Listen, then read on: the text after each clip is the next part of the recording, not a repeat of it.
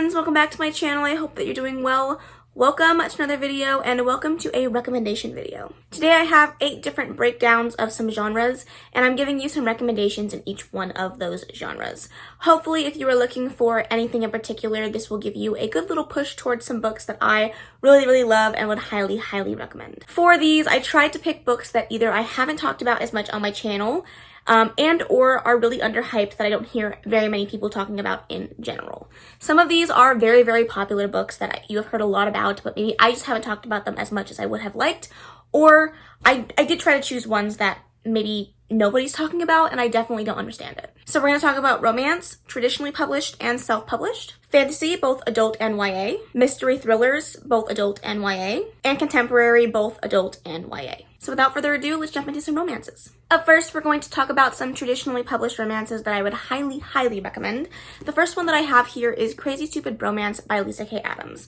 I love this series and I know that it's talked about quite a bit, but I don't feel like anyone really is talking about the third book in the series, which is personally my favorite of the ones that I have read so far. This follows 2 characters that we have met in the past. We have our hacker, Noah, and then Alexis, who we met in, I believe, book 2, and she has kind of a troubled past. She was taken advantage of by her boss at a previous job, and because of that, Alexis has kind of been standoffish in regards to dating for a little while, but she has become best friends with Noah the hacker, and it is a relationship between them. It is a friends to lovers romance, and it's just so absolutely fucking beautiful to watch this relationship come together.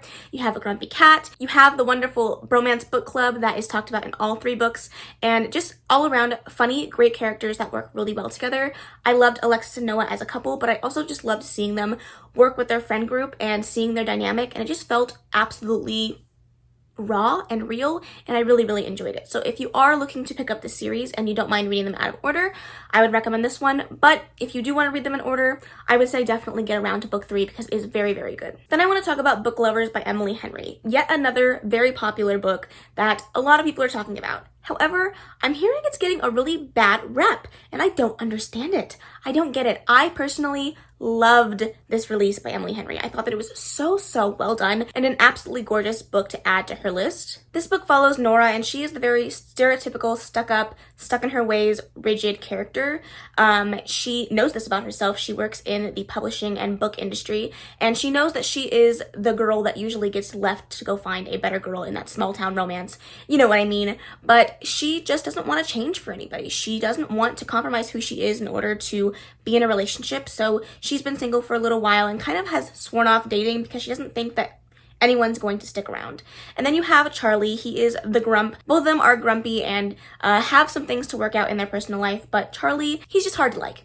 He's got a rough exterior, he's brooding, but the 2 of them work in the same industry, and after they end up being in the same small town together and working together on a particular publishing client, they end up creating a relationship. And I thought this was so beautiful to see these 2 characters work through their own shit in order to figure out how to be in a happy, healthy relationship was beautiful to watch, but also just seeing the relationship that they had with their family members and the people around them and learning to grow out of these self-dependent roles that they put themselves in. I really think that this book was really well done, and the thing that I love about Emily Henry books as a whole is she really balances real life with a romance, and I find that a lot of people don't love that about her books. They just want it to be a soft, mushy-gushy romance, and that's not what Emily Henry does. So if that's what you're looking for, I don't recommend it, but if you are looking for a good balance of a really fantastic romance with some pretty good steamy scenes, as well as some family dynamics, then I highly recommend this book. This next book is a little bit harder for me to recommend because I don't think that it's going to be for everyone, but boy, did it work for me, and that is The Heart Principle by Helen Huang.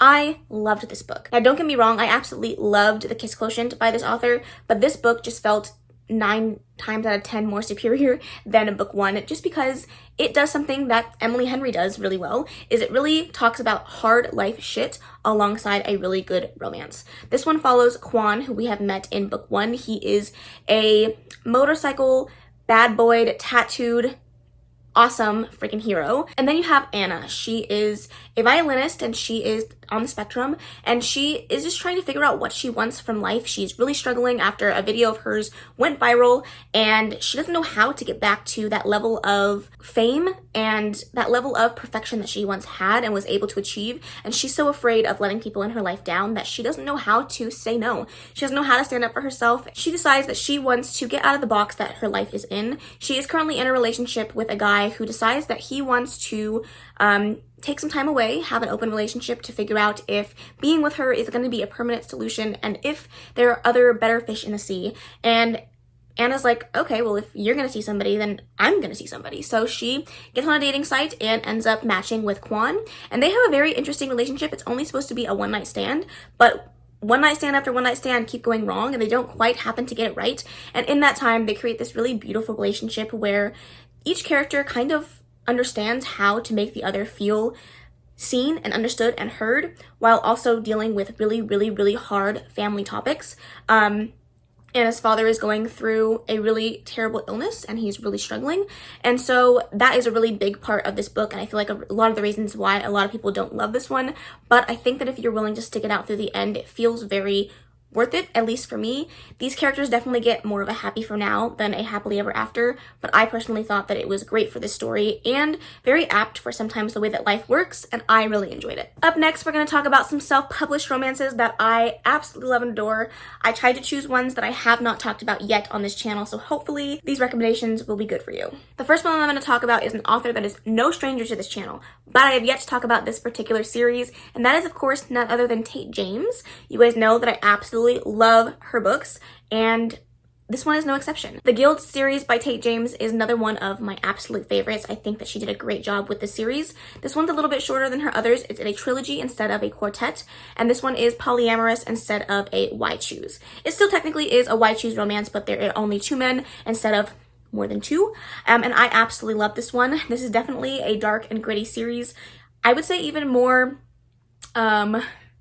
dark and disturbing than her other 2 series, just because this one follows a female assassin that is not afraid to get her hands dirty and not afraid to kill somebody that gets in her way. She is a badass female character that knows what she wants and is not afraid to ask for it or go for it. But you follow Dani in her experience as an assassin and the jobs that she is fulfilling, and one of her male love interests is another assassin named Leon. He is very well known for getting the job done and making it look like an accident even when it isn't, and he works for the Guild as well. And then the other love interest is somebody that Dani meets on a mission that is definitely an interesting situation between the 2 of them. They have a very strenuous and complicated relationship based off of how they meet and where these 2 characters are at the start of their relationship. It is definitely built off of lies, and you see Dani as this very interesting and complex character that is able to separate her work and life for most part of her experience, but this case is a little bit different. And I don't know, I just found this book to be so refreshing and to watch these characters want for each other even when they shouldn't and really can't, but somehow find a way to make it work. You have 2 very, very, very strong-willed touch her and you die characters that do not want to share, but somehow you find that they make it work. And it was just so well done, and I loved every second of this particular book. I think that it's a fantastic series, and if you haven't already picked it up, I highly recommend it. You do meet other characters from this particular world. It is set in the Madison Kate and Hades series world, which is Shadow Grove, but you don't really get a lot of updates on their lives and their backstories. So if you want to read this one first, it is definitely a good option to choose from, whereas I wouldn't necessarily recommend reading the Hades series before the Madison Kate series. The next one that I want to talk about, I don't actually know if it's self-published. I don't know if it was originally self-published and then got published by Bloom or how this works, but I want to talk about Things We Never Got Over by Lucy Score. Don't mind the sticker. I cannot get it off for the life of me, but eventually it will happen. But this is one of my favorite small town romances that I have ever read. It was so good. It was so beautiful, and it definitely gives me Mariana Zapata vibes, not in regards to the slow burn aspect of it, but just how these are chunky books and they just feel like you can go on forever and get to learn these characters so much more and absolutely fall in love with them. This book follows Naomi and Knox. Naomi ends up in this small town after being a runaway bride from her wedding, and she goes to this small town because she gets a call from her twin sister saying that she's in trouble and needs help. But when she gets there, her twin sister Tina steals her car and her money and everything that she owns pretty much, and leaves her with the niece that she never knew that she had. So it is a small town romance with Nox and Naomi, but now also a single parent trope where Naomi has taken over, taking care of Lei Wei, who is the young girl in the story. And honestly, everything about this book was everything that I wanted it to be and more.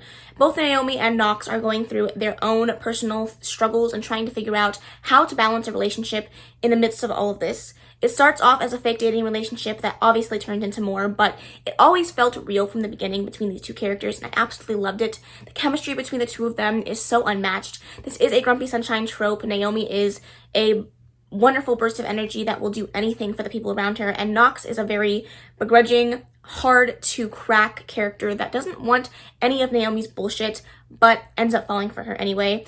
Honestly, it's just so heartwarming to watch these characters create a relationship and come together, even though they have all of these different things that are working against them.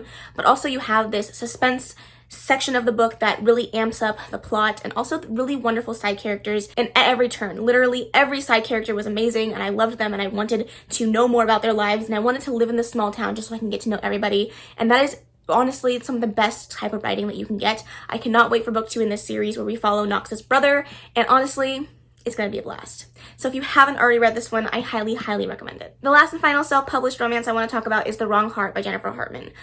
I was tossed up between this one and Still Beating. Both of them are dark, both of them are hard to read, but I ended up going for The Wrong Heart because I feel like this one will appeal to more readers than Still Beating will. This one is a little bit less taboo, and I just really loved how worth it felt when you got to the end of this romance. This follows two characters, Melody and Parker. Melody was in a wonderful, happy marriage at the beginning of this book, but unfortunately her husband gets into an accident and dies and ends up donating his organs. And Melody is obviously completely heartbroken. It's taking her a long time to get back to where she once was, but she reaches out to the recipient of his heart anonymously via text and email, and they start to create a conversation with each other and really help each other heal through certain things. And then you also have Parker. Parker is a very hard to crack case. Again, this is a Grumpy Sunshine romance, so Parker is definitely the brooding type. He doesn't open up to people well. He is very standoffish, but they meet each other at an attempted suicide group where they come together to help each other heal and to move past that section of their lives. And even though Parker doesn't want anything to do with Melody, he is very turned off by how much light she brings into the world. They end up creating a relationship while she's also texting and talking to the heart recipient of her husband's heart. However, these two people are the same people, but she doesn't know that. Neither does he, and it's a very wonderful story between the two of them. Obviously, the trope of communicating with a person that you don't know you're communicating with is very heavily used in the story, but I felt that it was really beautifully well done, and the big climactic third act situation felt very open and real and honest in a way that I wasn't expecting. It definitely tore my heart in two, I'm not gonna lie, but I still felt like the characters worked well together in a way that made the story feel worth it. And something that I love about Jennifer Hartman's writing is the two books that I have read by her are very hard reads, and they're heartbreaking to watch these characters go through everything that they have to go through. But when you get to the end, it feels so much more satisfying that these characters have worked through all of this hardship, all of the life stuff that comes at you in the midst of falling in love and still making it work. And this is the reason why I love this book so much. It is definitely a favorite of mine. I don't know which one I prefer more, but I do think that this one will appeal to a larger audience than her other book. The next category we're going to talk about is adult fantasies. I'm going to try to get to these ones a little bit quicker because this video is already going to be so long, but the 3 adult fantasies that I have here are ones that I love, and I don't feel like I hear enough about some of them.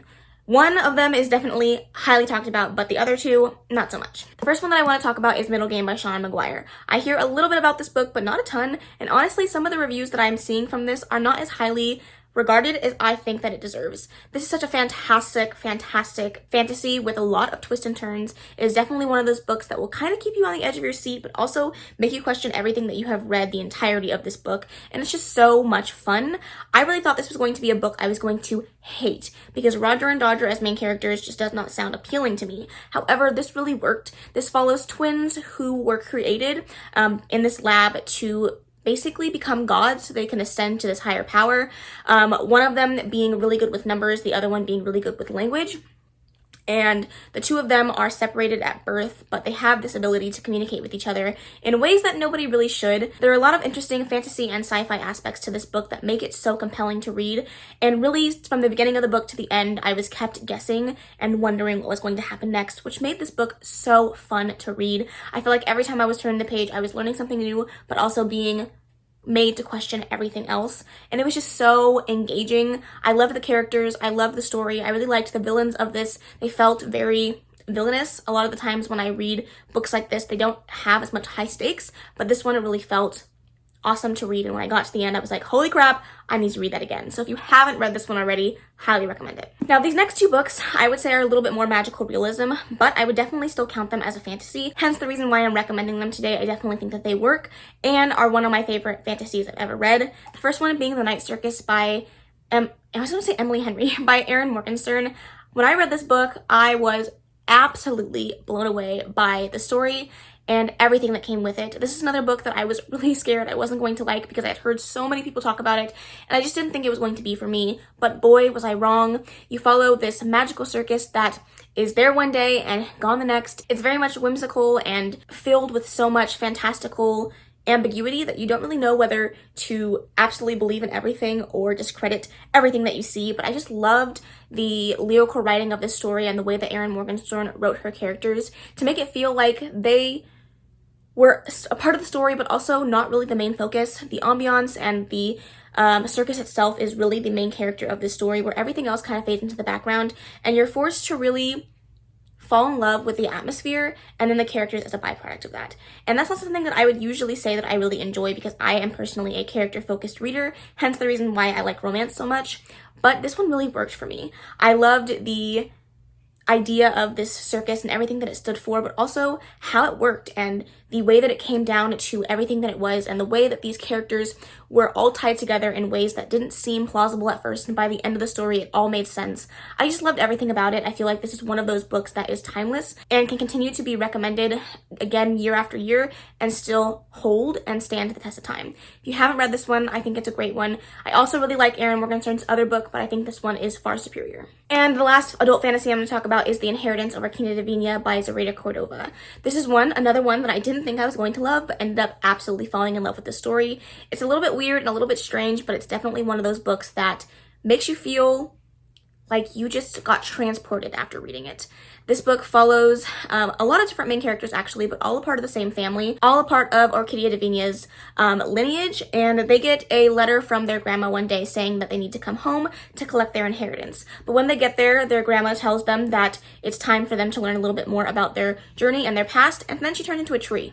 It's all very strange, it's all very fantastical and magical, but when she turns into a tree, she leaves the core characters that you read about throughout the story with a little bit of magic and a flower growing out of their body. And then you follow them as things get treacherous and dangerous around them, and family members start dropping off, and you realize that there's more to Orquídea Divinia's past that these characters don't know about, and they must go on a journey to figure it out in order to save the rest of the family. It was beautiful, it was gorgeous, it was whimsical, it was magical, and definitely one that I highly recommend. It's very atmospheric, so I feel like it's the perfect book to read in the fall time, but if you could read it at any time, I do recommend it. Up next, we have YA fantasies. The first one I'm going to start with is Serpent and Dove by Shelby Mahurin. This is definitely one that gets a lot of hype, and I think it is worth it, at least for the first book. This is an interesting situation where I loved the first book and absolutely did not like the second book, but we'll continue on with the series because I want to know how it ends. But this is definitely one that I felt was far superior, and just being maybe a standalone, I think that it would have been fantastic. But this one follows a witch and a witch hunter that end up having to have an arranged marriage, but the witch hunter doesn't know that the main character, the female character, is a witch. And so that kind of creates some strenuous situations between the two of them, but it is a hate-to-love romance set in the center of Paris that just makes this book so wonderful. I loved the dynamics between the two characters and how they played off of each other and how much they grew to learn and love who each other were, while also having all of these secrets and lies between the two of them that couldn't be revealed for obviously the nature of this particular book. I liked the atmosphere of the actual world itself. Paris was very prevalent in this story, which I really enjoyed. Whether that is extremely accurate or not is up to interpretation, but I did really enjoy the first book and can definitely say that the series is fun, but I don't know if it's absolutely worth it, seeing as I haven't read the third book, but I still really recommend book 1. Then we have a newer YA fantasy book that I have just recently read and fell in love with it, and that is The Sunbury Trials by Aiden Thomas.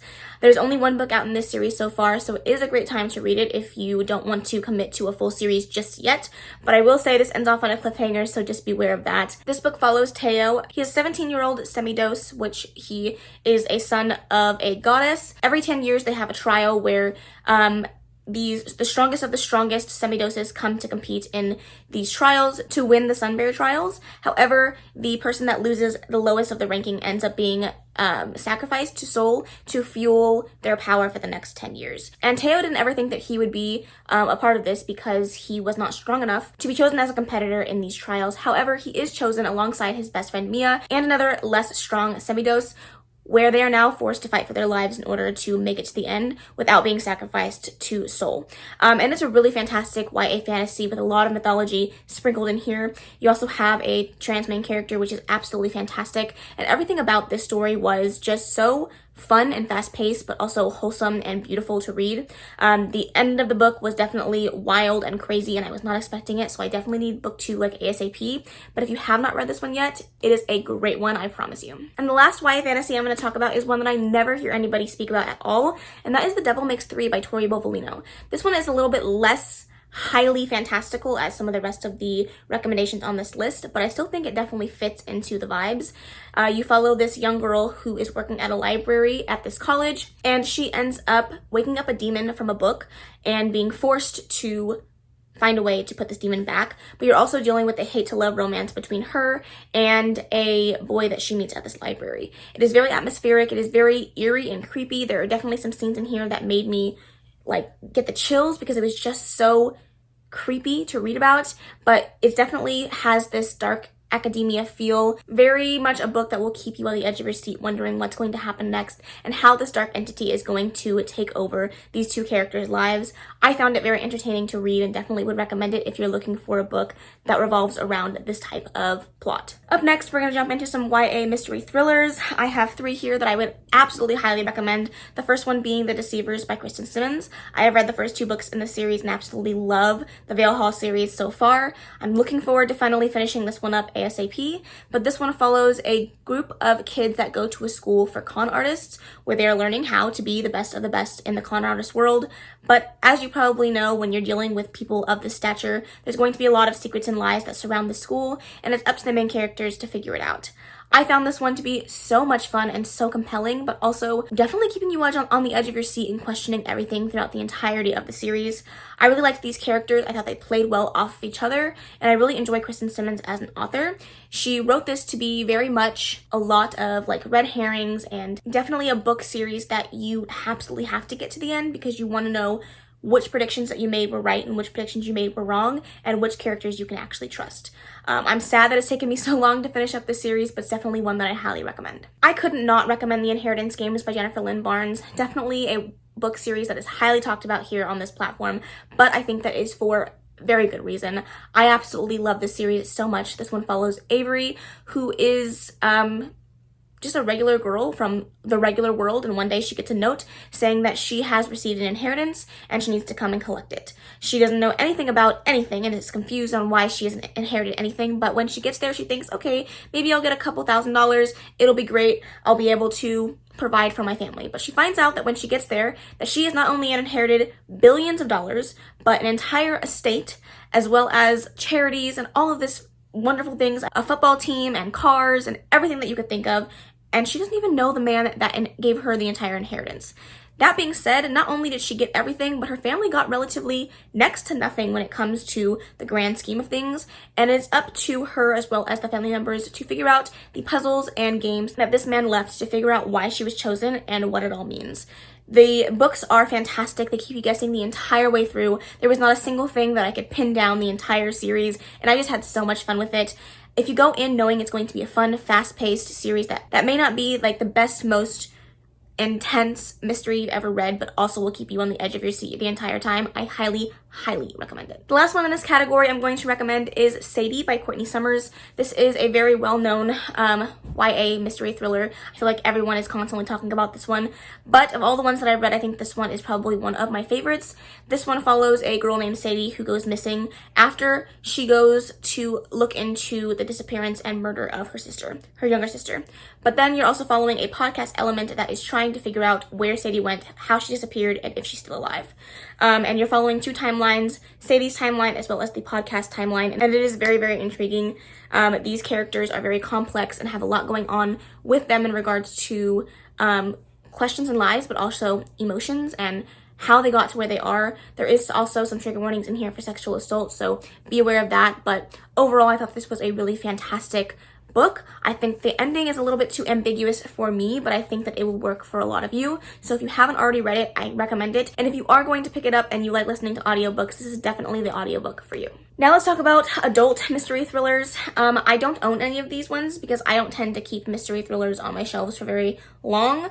But the first one I'm going to recommend is Home Before Dark by Riley Sager. I feel like this is definitely one that gets talked about a lot alongside the rest of Riley Sager's backlist. This one is the only one that I've read by him, and I did really enjoy it. It follows a woman who lived in this really creepy house for like 25 days or something and fled in the middle of the night, never to return. Her parents actually wrote a book about their experience at this house, and everyone has kind of tried to figure out if the story was real or fake and what really happened during those days that they lived there. But after her father passes away, she is given this house. It is hers, and she wants to go and renovate it so she can sell it. So she ends up staying there for several days to get everything fixed up, and it is a scary haunted house book from there. I thought this was a very interesting book. I liked the duality between the regular timeline as well as getting excerpts from the book. I felt that it definitely created the atmosphere that you needed in order to feel creepy and on edge while reading this one. I had a good time with it. I thought the characters were fun and interesting. I don't know the ending was my favorite, but I feel like if you are looking for a good spooky haunted house story, this is definitely a good one. The next one that I'm going to recommend is The Night Swim by Megan Golden. This is one that I just recently read and really enjoyed. This one has another podcast element, which is really cool. A lot of the mysteries that I like to read end up having that mixed media aspect to them. This one is no exception. This one follows a woman who runs a true crime podcast, and she is now going to be taking on a actual live case instead of taking apart and picking through old cases that have been closed. She decides to go to this small town that is currently revolving around a sexual assault case between two young students. But she's also getting letters from somebody that used to live in this town about a drowning that happened 25 years ago that she does not believe was an accident. And the story follows those two mysteries as they happen simultaneously. You're also getting some different podcast elements, but you're also getting letters from the girl who doesn't believe that her sister drowned. So it's a very interesting story filled with a lot of questions and twists and turns. But I also really liked the idea of talking about sexual assault victims and where the majority of people's beliefs usually end up lying. And I really enjoyed it. I thought that it was a really well done story that had a lot of really important topics, and I highly recommend it if you're looking for a good mystery thriller, but also if you're looking for a good audiobook. And the next one that I'm going to talk about is one that I really had to stretch the rules for because I couldn't find another mystery thriller that I really highly recommended. So I decided to pick up Verity by Colleen Hoover.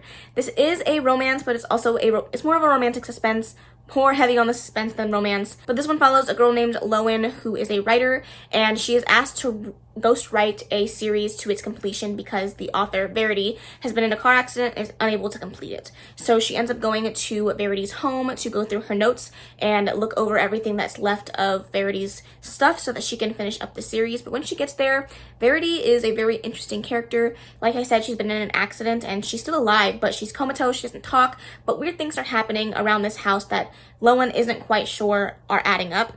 And it is a romantic suspense between Lowen and Verity's husband, but also she finds this manuscript that Verity had written about her life, and she's trying to figure out how it all pertains to real life as well. So it's very interesting, it's very creepy. The ending will definitely get you, so I think that if you have not read this one, it's a good one to pick up. In our last two sections, we're almost there. We're going to talk about contemporaries, both YA and adult.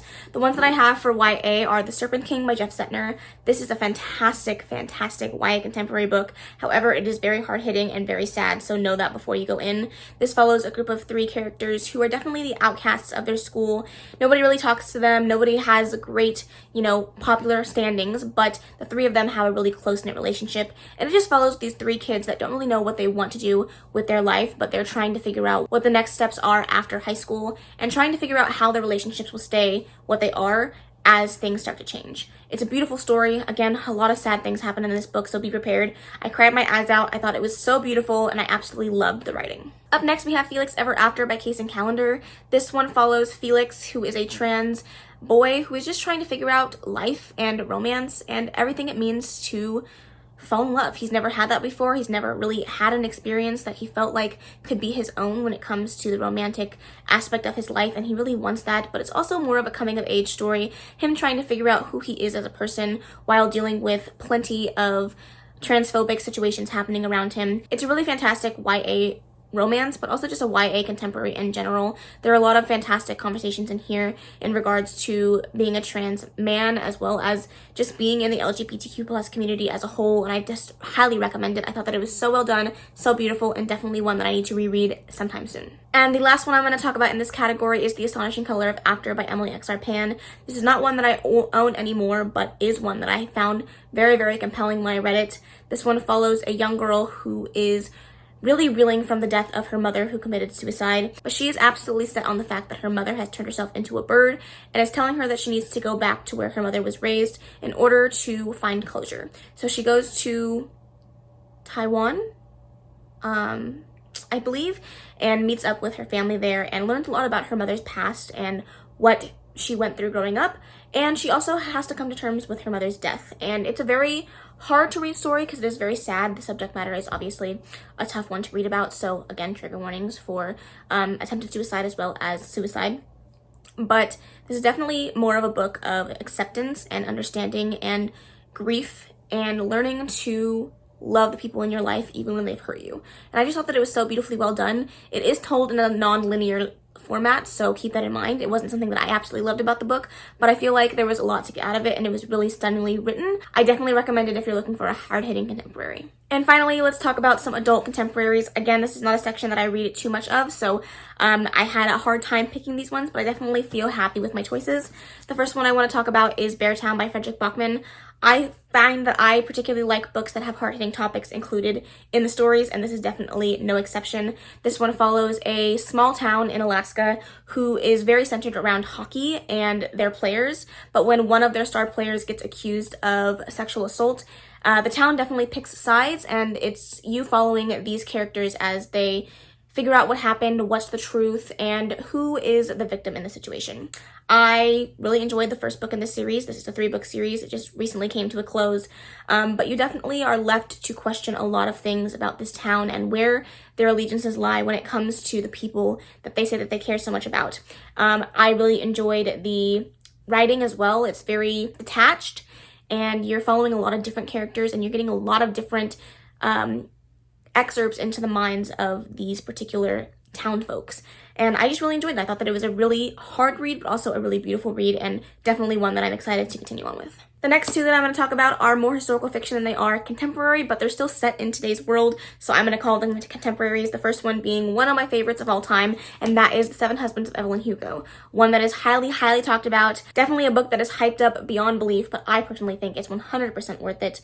This is a book that follows a woman named Evelyn Hugo who is telling one particular journalist about her life. She has refused to do a tell-all her entire life, but she has chosen one person to write her story and to tell people all about what she experienced and what her life was like. And you follow her as she takes you through her journey becoming the person that she is today, alongside her 7 husbands, as well as a very beautiful and touching story of her and a woman that she fell in love with. So I think this is a fantastic, fantastic book. I love the way it's told. The audiobook is fantastic as well, and these characters just feel so real. I also love that all of Taylor Jenkins' books that she's written in this historical fiction world are all set in the same universe. So you see a lot of the same characters that you would see in Daisy Jones and the Six, as well as her other one that I can't remember, Malibu Rising. That makes it feel even more real because you're seeing multiple characters that you've already met in the past and heard from in the past. And it's just so beautiful to watch this particular story unfold and see why it is that Evelyn Hugo has decided to share her life story, why now, and why this particular person. And honestly, every time I think about it, it just brings me so many wonderful memories, but also like the chills. It's just so compelling of a read, and I highly, highly recommend it. And the last and final book that I'm going to talk about in today's video is The Vanishing Half by Britt Bennett. This one follows two twin sisters who grow up in a very Black-centered southern town, and they run away when they are quite young, and they go off to live different lives. The one sister growing up and deciding to marry a Black man and live as a Black woman, while her counterpart sister decides to pass off as white and lives a very affluent life. And you're following their two timelines as they're experiencing life, but also a much later timeline where it is now a storyline involving their two daughters and how they have met and the different lives they've had because of their mother's upbringings. So yeah, it was a very interesting historical fiction read. I feel like it definitely talked about a lot of really important topics when it comes to race and cultural appropriation and all the things that come along with that. But I also felt like it was just a beautiful story of sisters who became so far detached that they didn't know how to come back to each other in the end. And I just found it to be a compelling read. I think that it's a really, really good one. If you're looking for a really in-depth historical fiction, it is definitely a great option, and I do recommend it. Holy moly, we've made it to the end. That was a lot to talk about. I hope that this video was helpful if you were looking for some recommendations in any of these categories. I hope that you found it to be worth your while to sit through a very long video. Let me know if you've read any of these books and what you thought of them, and whatever you recommend in any of the categories I talked about today. I would love to hear your recommendations and add some more books to my TBR. But that is the end of this video. I really hope that you enjoyed it. If you did, please make sure to give it a big old thumbs up. Don't forget to subscribe before you leave. And of course, leave any comments, questions, and suggestions in the comment section below. And I will see you in the next video. Bye. Nice, baby. Turn it down, make it sweet and ready. Go slow, keep it nice and steady.